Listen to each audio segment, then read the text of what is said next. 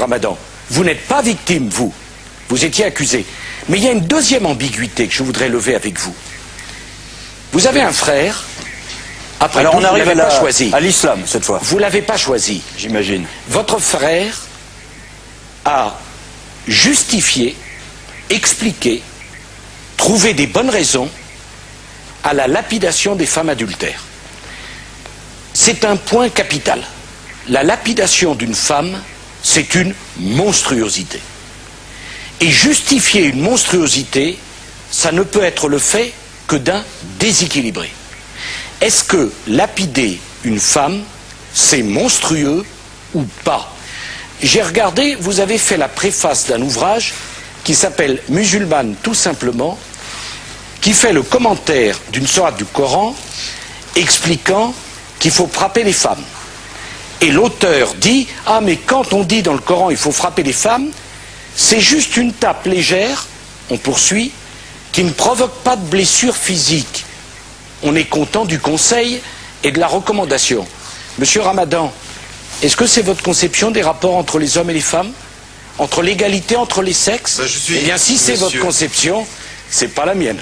Monsieur Ramadan. Ben, c'est pas la mienne non plus. J'aimerais que vous m'entendiez là-dessus, parce que systématiquement, quand on veut me reprendre sur le discours, on reprend le discours des autres que j'aurais préfacé ou que j'aurais soutenu. La première des choses, c'est que je ne suis pas mon frère, il a des positions. Et sur la question de la lapidation, de façon extrêmement précise, je me suis exprimé en disant que dans ma position, elle n'était pas applicable et que je demandais, parce que je sais que ma position est minoritaire aujourd'hui dans le monde musulman, un moratoire pour qu'il y ait un vrai débat intra-musulman entre les musulmans. Monsieur Ramadan, non, attendez, laissez-moi terminer. Attendez. Un moratoire. Attendez, mais laissez-moi. C'est-à-dire qu'on doit pendant quelque temps renoncer à lapider les femmes. Non. Non.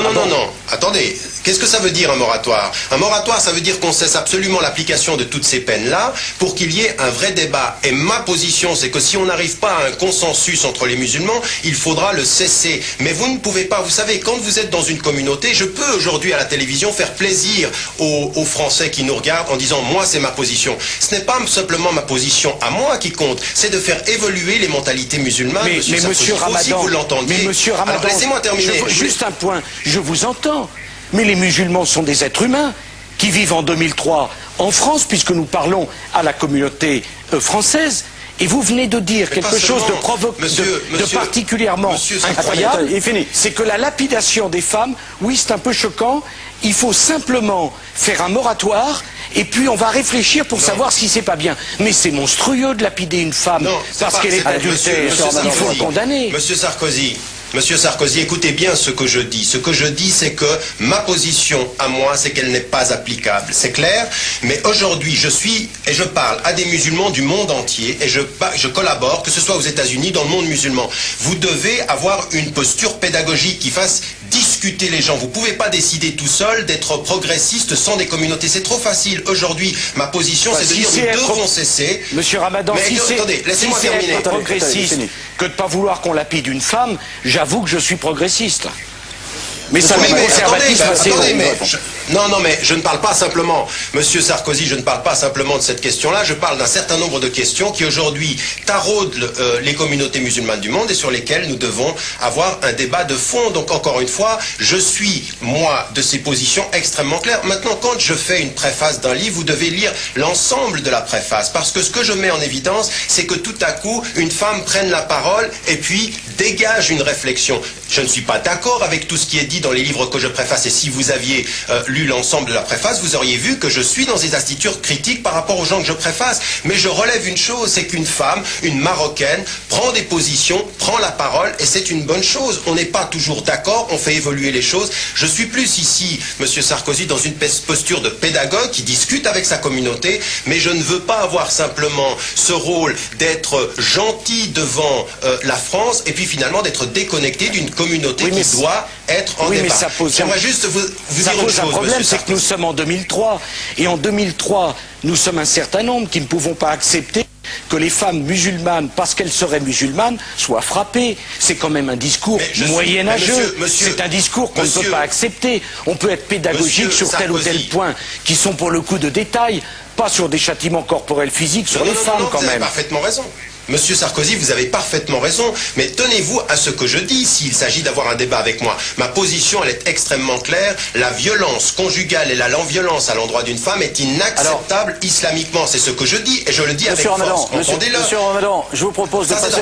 J'avais une deuxième... Attendez, je vous propose de passer à un autre chapitre aussi, qui concerne aussi l'application de la laïcité. Oui. Je vais résumer, mais vous avez dit, dans le fond, la laïcité, c'est une étape dans la vie de la France, dans l'histoire de la France. L'islam est une nouvelle venue, et donc il y aura certainement à demander à la laïcité d'avoir quelques adaptations. Alors, de quoi s'agit-il dans votre esprit ?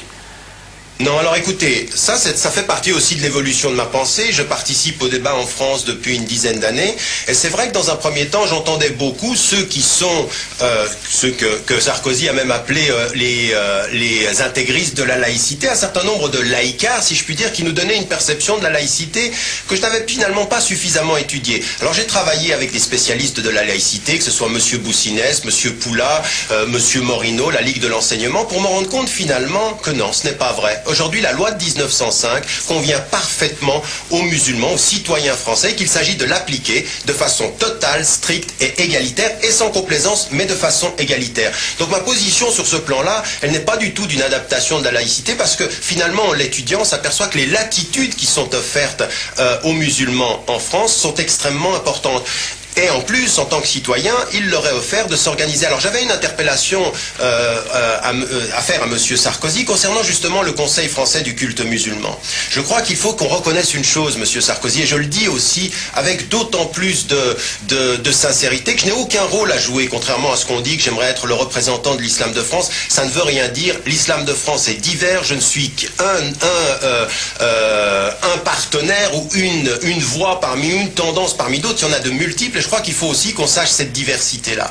Et donc je ne joue aucun rôle institutionnel, et je n'en jouerai pas puisque je ne suis pas français.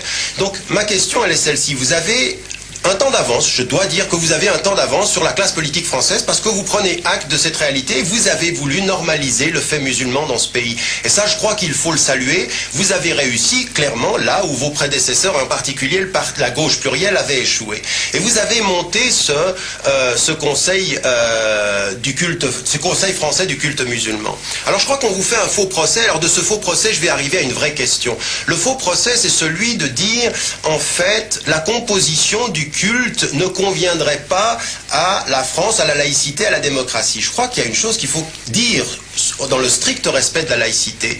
Les institutions représentatives des religions ne doivent pas rendre compte à l'État de leur composition. La nature de la composition n'est pas du registre de l'État. Quelle est votre question, monsieur Ramadan? Parce qu'il faut qu'on avance, malheureusement.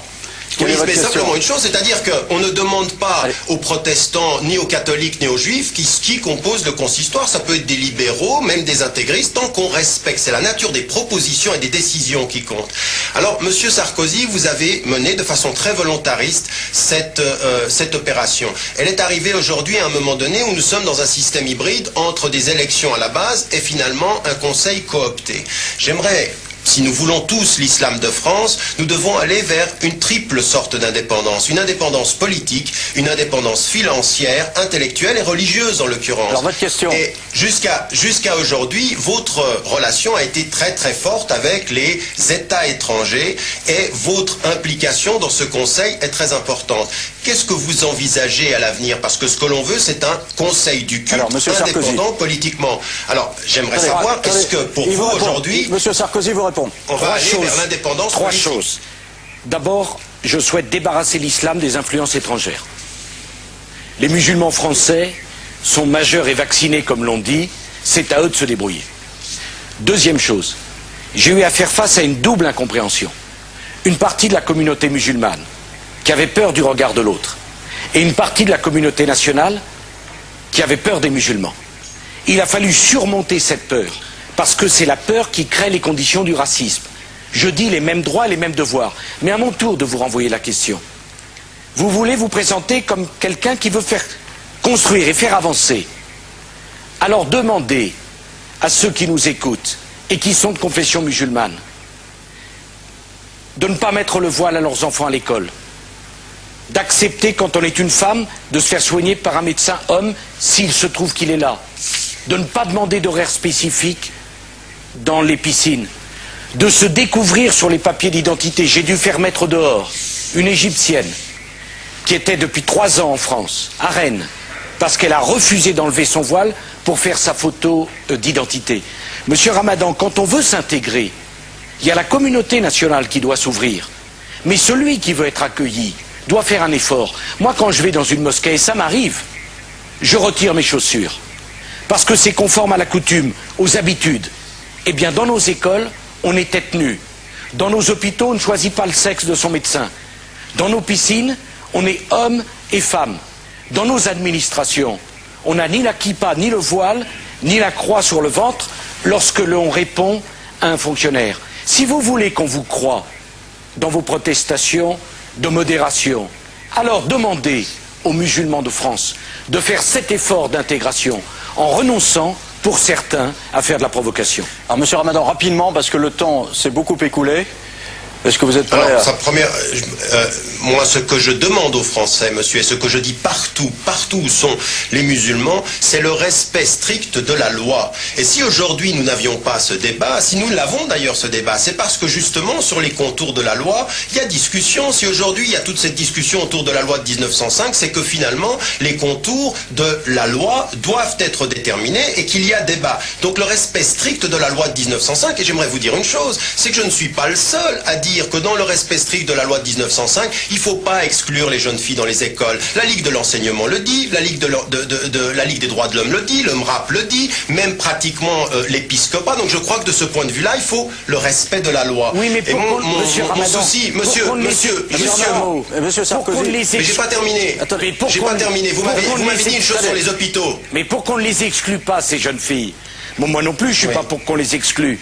Parce que je ne suis pas pour qu'on ait des écoles confessionnelles musulmanes où on ne sache pas ce qui se passe dedans. Et où ça soit la règne de l'extrémisme.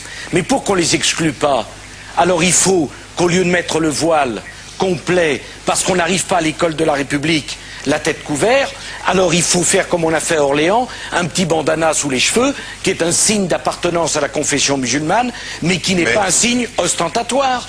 Pourquoi on n'arrive pas à cela? Parce que quand on veut réussir l'intégration, il faut que des deux côtés on fasse un effort. C'est pas la République de s'adapter. Monsieur Sarkozy, vous avez parfaitement raison, et Dieu sait si. Alors, moi j'ai toujours dit, je le dis en toutes circonstances, aujourd'hui il faut ce dialogue-là, et s'il faut en arriver là... Il faut retirer le voile. Est-ce que c'est ce que vous dites? Non, je dis que... non, parce que... mais c'est pas ce que la loi dit, monsieur Sarkozy. Non, si, c'est pas ce que la loi dit. La jurisprudence, monsieur, la jurisprudence du Conseil d'État est précise.